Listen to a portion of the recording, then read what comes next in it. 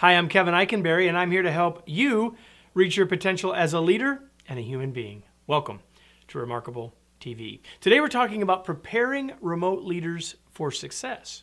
Are you ready? Let's get started. Every day, more leaders are becoming remote leaders. Either they're leading for the first time and the team is remote, or they've been leading a team and now more and more of the folks aren't in the same place anymore. The question is, are we preparing them to succeed?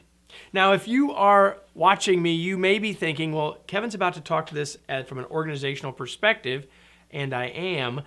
And if you're an individual leader, I'm going to talk to you too. So hang with me. We're going to talk about this from both perspectives, both from the organization's responsibility and from the individual's responsibility too. Okay?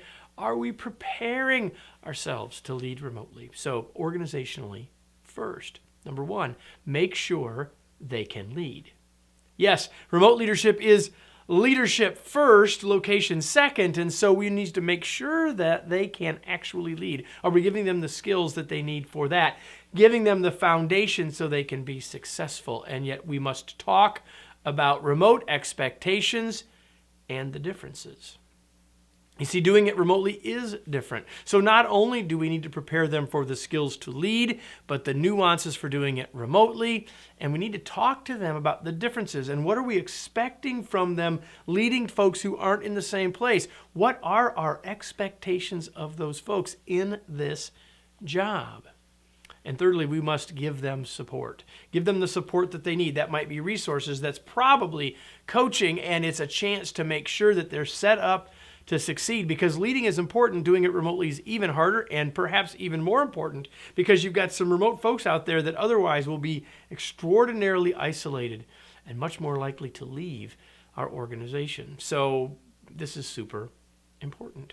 But if you've been listening and watching and you are an individual in this spot or expecting to be in this spot, I have some advice for you too. Here it is. Number one, recognize the differences. Yes, there are differences. And so become aware of the differences between leading a person down the hall and leading a person across town in a different area code or in a different country. So understand those differences for yourself. Start to understand how you can work from this new situation. Number two, ask for clear expectations.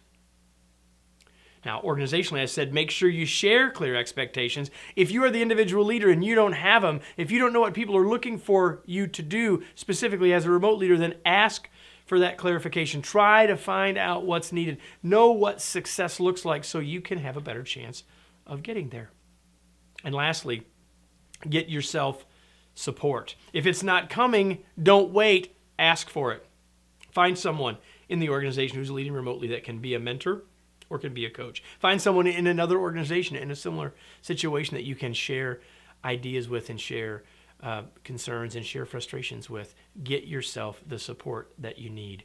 I'm here to tell you that leading remotely is different. And if you want to be successful, you should prepare yourself and prepare your remote leaders for that success. Let me close with today's tweet. Leading remotely is different. Are you preparing remote leaders to be successful? I have written a book. Co-written a book called The Long Distance Leader.